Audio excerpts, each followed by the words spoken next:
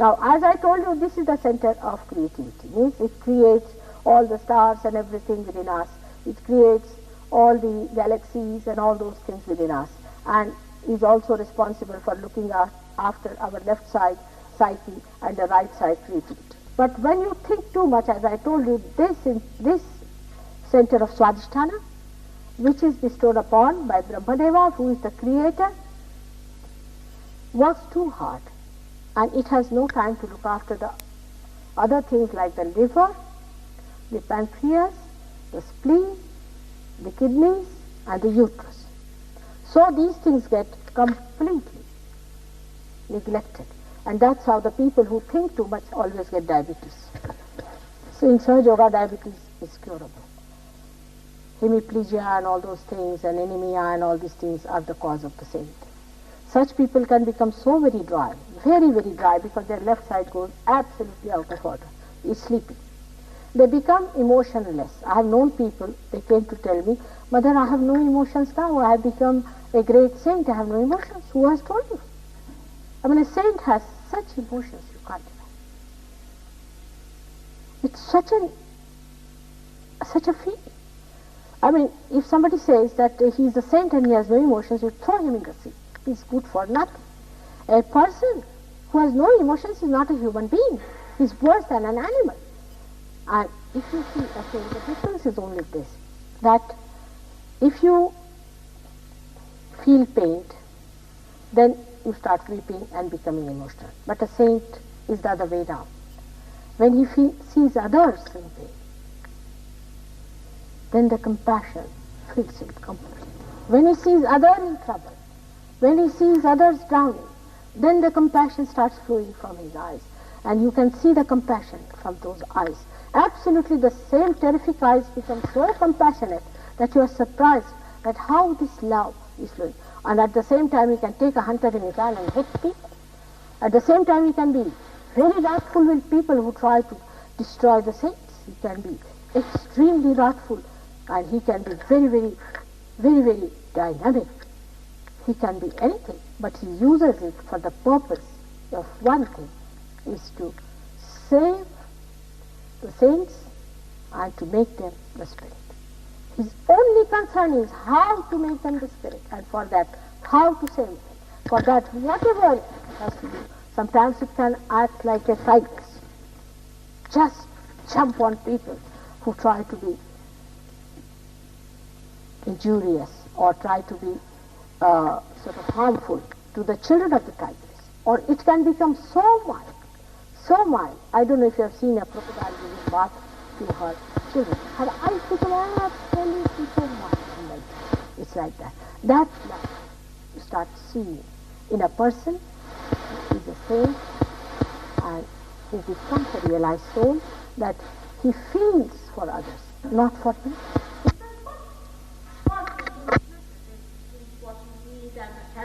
That all nonsense. It never comes in the mind. What matters is overboard. What's happening to these people? These are my children. They are seekers, they are saints. They have been seeking for thousands of years. How am I to save? And such people who are dry, they end up with heart attack and another is paralysis.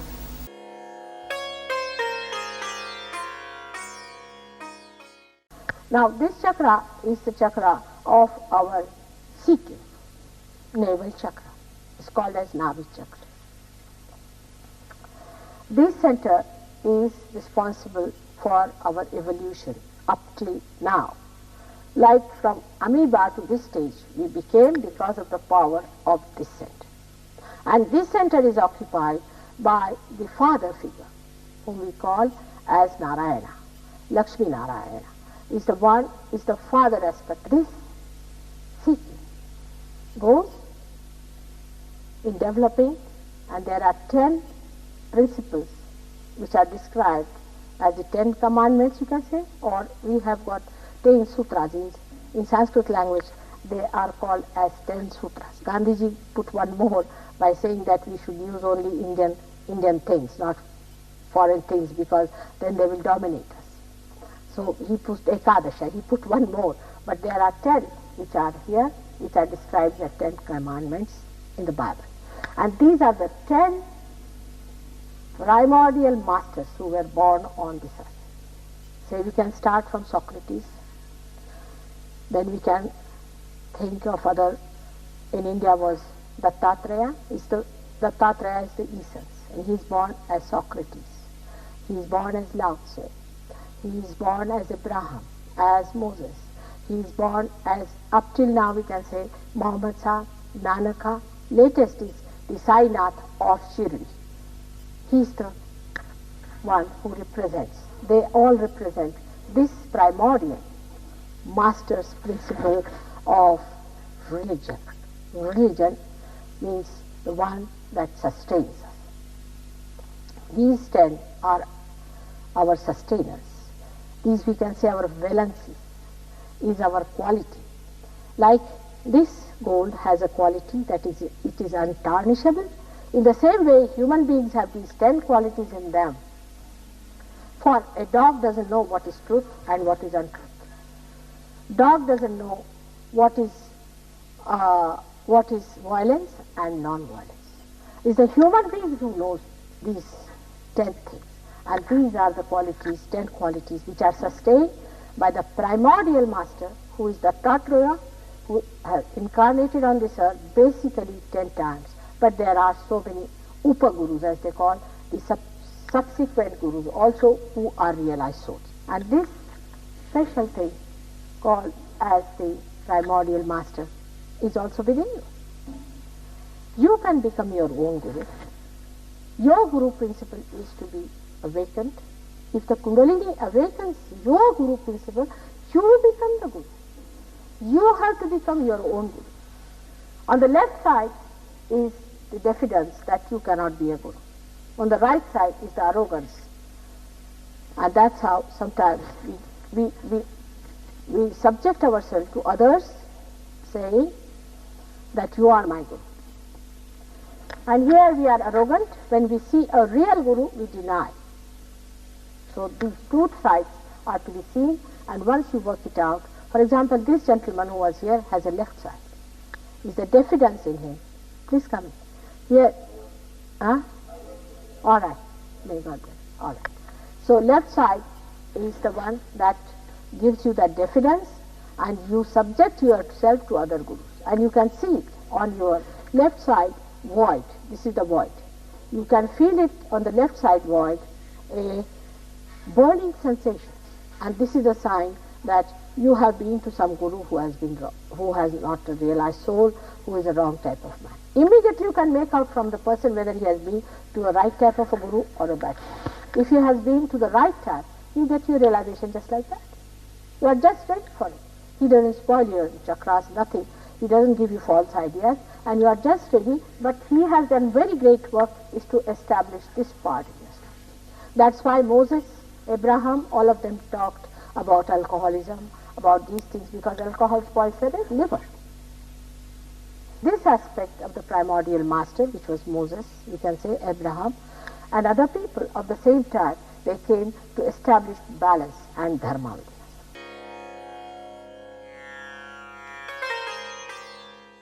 Now today we want to know about this chakra, which is the Vishuddhi chakra. Vishuddhi. Now this center has got 16 subplexes, and it manifests in the gross, the cervical plexus, which looks after all the ear, nose, throat, the eyeballs, and the neck, all the problems of this area. The facial construction depends on this chakra. Whatever is the condition of the center, you have the expression on your face. As I told you, it has got 16 subplexuses, and all the vowels are created in this center. Of course, English language has got the vowels which are not scientifically all right.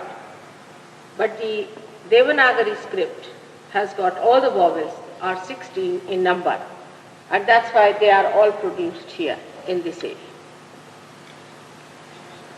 This is the gross side of this center.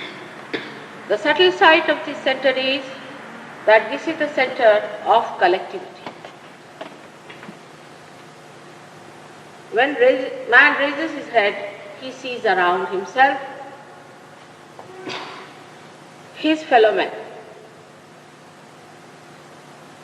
And he starts thinking that there must be something very, very common between us. That we are part and parcel of one universal being, of the great primordial personality. The central path of Sushumna, of ascendance, creates this primordial being, ultimately, is the final, is the complete form of this ascendance, of the evolution, ends up here. So this is the primordial being. If we say this is the primordial being and this is the primordial Vishuddhi, then this Vishuddhi is the one that represents what Muslims say as the Akbar aspect of God, the primordial great being. In Sanskrit language it is called as Virat. Now, this primordial being incarnated on this earth, as I told you that all this aspect incarnates, the central aspect on this earth as Sri Krishna.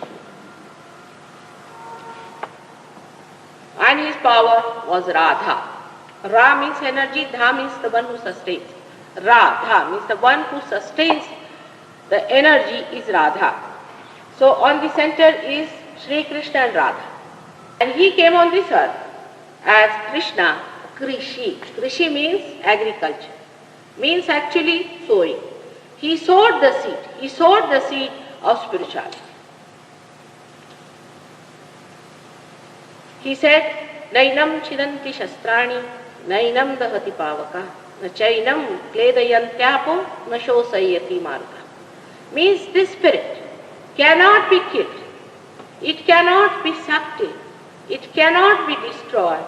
Neither it can be transformed. Is eternal. And to prove that, Christ came on this earth at this point, and he by his resurrection proved it, that it cannot be killed.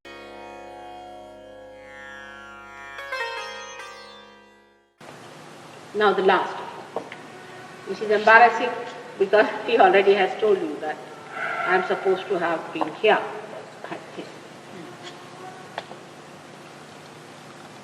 It is the integration. The end of it is the integration of all these 7 centers. All these 7 centers are placed around this area called as the limbic. This is the limbic. Now if you cut it, the brain, like this transverse section of the brain, you'll find it's like a lotus. You can find it that there the marking is like a lotus opened out. And is 1,000 petals, as called, are like this. But the coloring is not all right. You people are so fond of these pastel colors, so they have used it, but we can say that this kind of 1,000 petal is there. Now it is said in the Bible that I will appear before you like tongues of flames. And they all appear, but these are very large ones. And they appear as living flames in different colors, starting from one to another, and they are 1,000 in number. Now the doctors argue that there cannot be 1,000, there have to be 192. I mean, just imagine these foolish people to argue on that, but they do not know they are 1,000 in number and they are placed here. But in the limbic area, all the 7 centers are surrounded. Now these 7 centers are here. Now at the fontanelle is the center of the heart. Now just imagine, it is at the center. So where do I exist? I mean, all of them are 7 centers, so I'm just like a bubble. But if I'm in your heart, I'm there.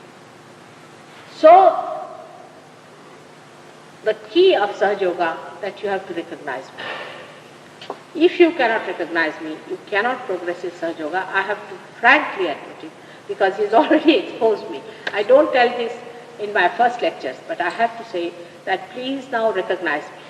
As your mother, I would request you to recognize me. And you don't have to give me anything, just take things from me. Just have it yourself, but recognize me. If you deny me, then this won't open, this will be always covered. That's why at the end when you say, Mother, give me my realization, because I have come on this earth to give you realization. That's my job. It's one of the worst jobs that one can have.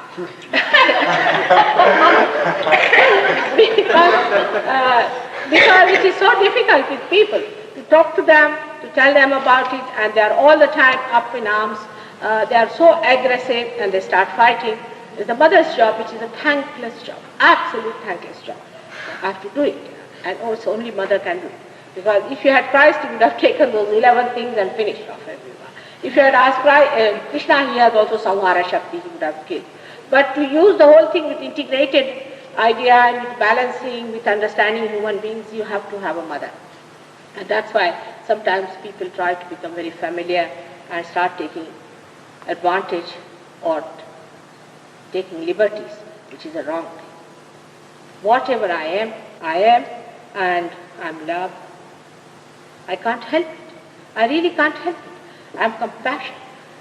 One day I did feel very disgusted, really. Once I did feel very disgusted with people the way they were, and I was just saying that, forget it. And then suddenly I saw my photograph, and I saw my eyes. And I said, Nirmala, you are compassion. You are compassion, you can't help it. You just can't help it. I have to work it out. I know it means sometimes too much, but I have to work it out. Now some people come out with a question, why you, mother? I said, why not you? It's a good idea. Come along and do it. I'll be the best. It will be the best for me to retire, and my husband might give you a pension for it. He'll be so happy that I have found out somebody who will replace me. But I have not yet found out somebody who will replace me. I wish you could. It will be a good idea. Now the name Nirmala itself means immaculate. Means the one who is the cleansing one. Is the name of the goddess also.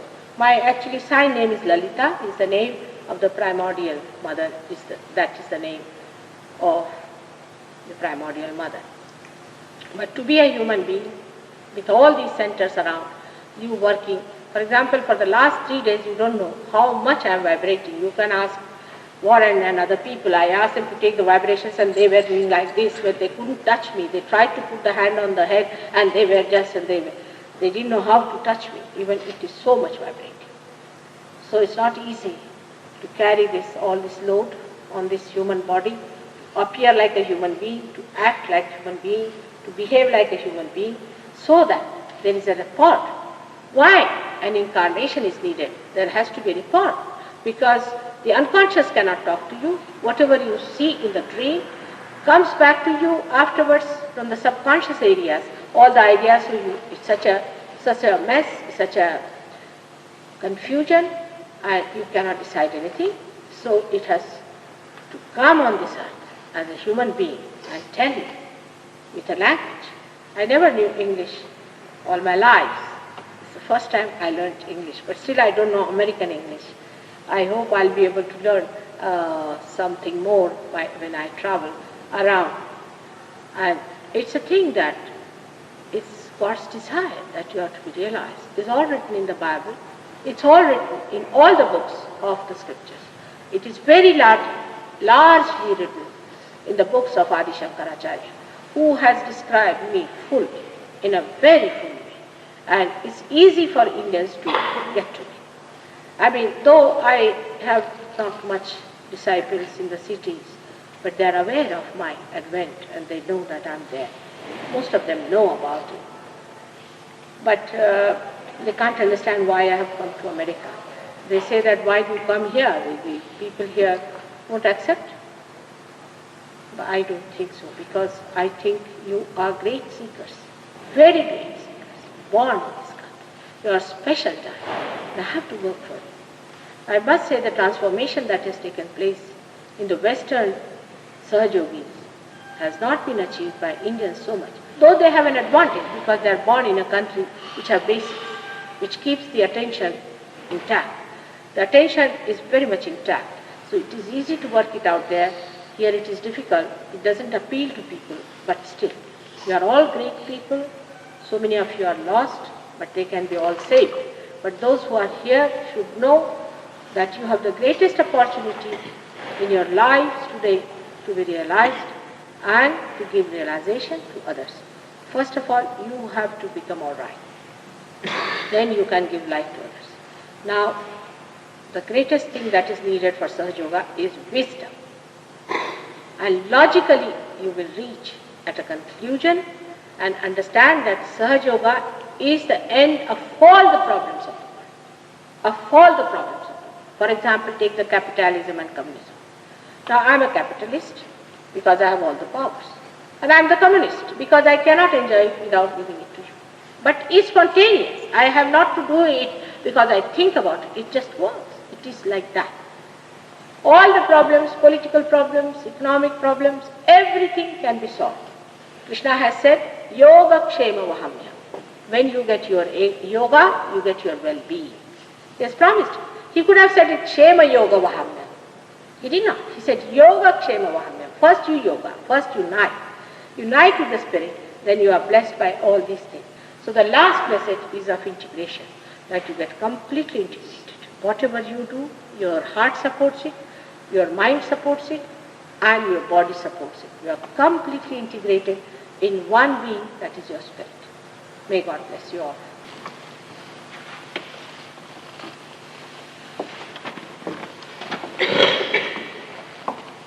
Normally I don't tell about myself, but today he exposed me as soon as I came. I had to tell because it's not tactful. It's not tactful to say anything. It's better that you discover me than I tell you, because Christ was crucified, everybody was tortured.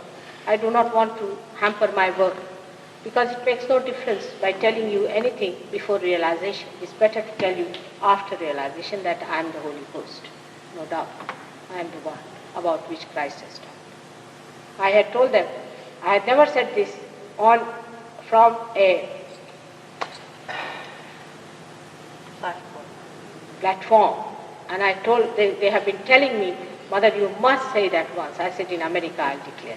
So today I declare that I am the Holy Ghost, I am the Holy Spirit who has incarnated on this earth for your realization. May God bless you.